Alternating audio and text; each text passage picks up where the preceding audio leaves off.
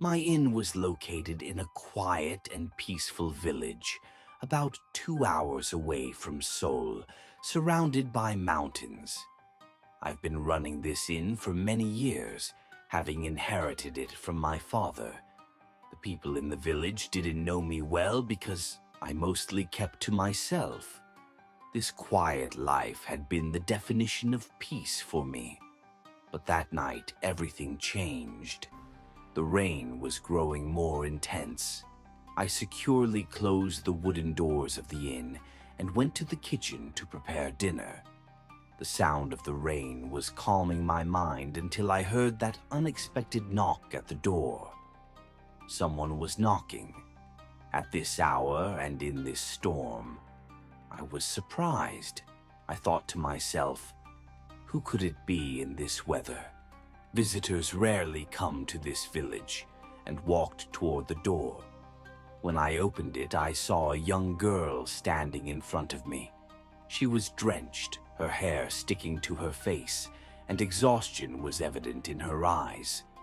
"I'm sorry, I got lost in this rain. Could you give me a room?" she asked in a trembling voice. Her helplessness tugged at my heart. Of course, I had no other thought but to help her. "Sure, come in. I'll prepare a room for you right away," I said. I took the young girl named Yuna inside. I prepared a warm drink for her and gave her some time to change out of her wet clothes. The chill of the storm was felt inside the inn as well, but I attributed it only to the weather. Yuna settled into her room.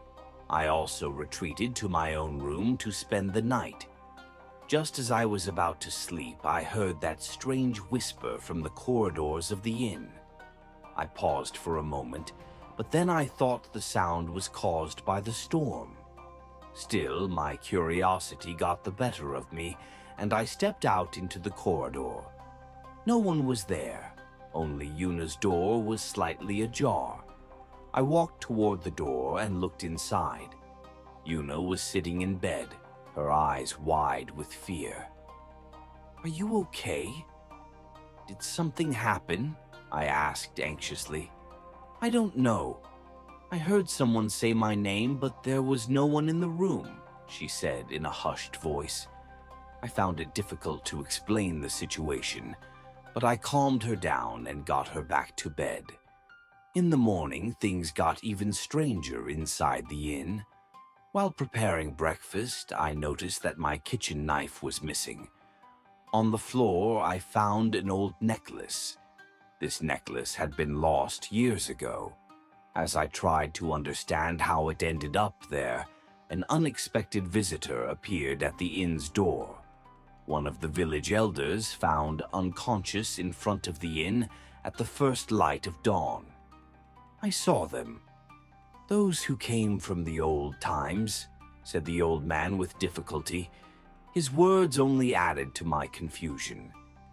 Yuna's connection to this inn became even more mysterious. Yuna, concerned, asked, "This inn, is it really safe?" I was confused, but I calmly replied, "Of course, but these events, everything must have a meaning. Maybe something happened in the past and we just don't know about it yet." I spent the night filled with these thoughts.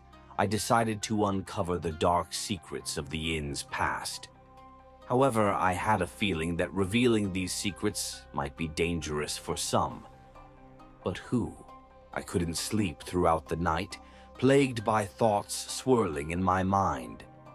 The mysterious events happening inside the inn were starting to disrupt the peaceful life I had known. At the first light of dawn, I noticed that Yuna hadn't slept much either. Her eyes were tired, but at the same time, she was eager to learn something. "I couldn't sleep all night," Yuna said as she sat at the breakfast table. "I feel like this inn has a past. Maybe these events aren't just coincidences." Her words made me think. She could be right.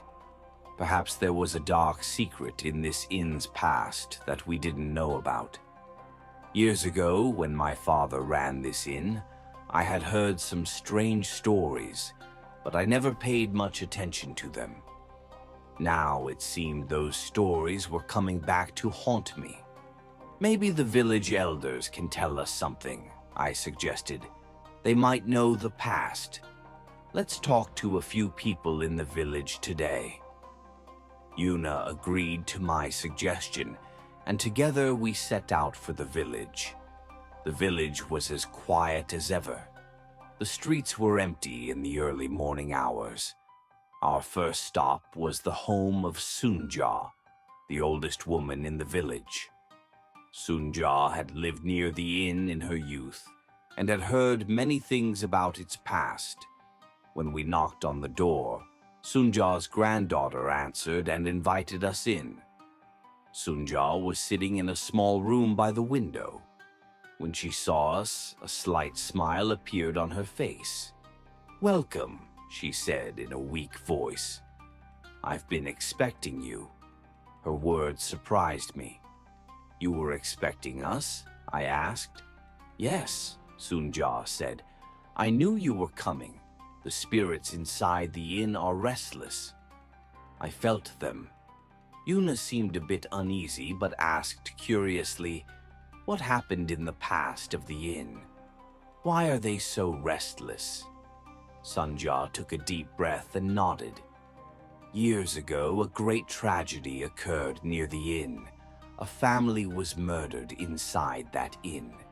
Since that day, there has always been a sense of unease within the inn. The spirits are seeking justice." These words sent a chill down my spine. Why haven't I heard this story before? My father ran this inn for years, but he never mentioned anything like this. "Because it remained a secret among those who ran the inn," Sunja explained. "The inn's curse only affects those inside. It never leaked out. But now that curse has awakened again." After these words, we tried to gather more information about the inn, but Sunja didn't want to talk any further. She only said that we needed to solve the mystery of the past to bring peace to the spirits within the inn. We spoke with other elders in the village, but we didn't get much information from them. By the end of the day, we decided to return to our own investigations to uncover the inn's secrets.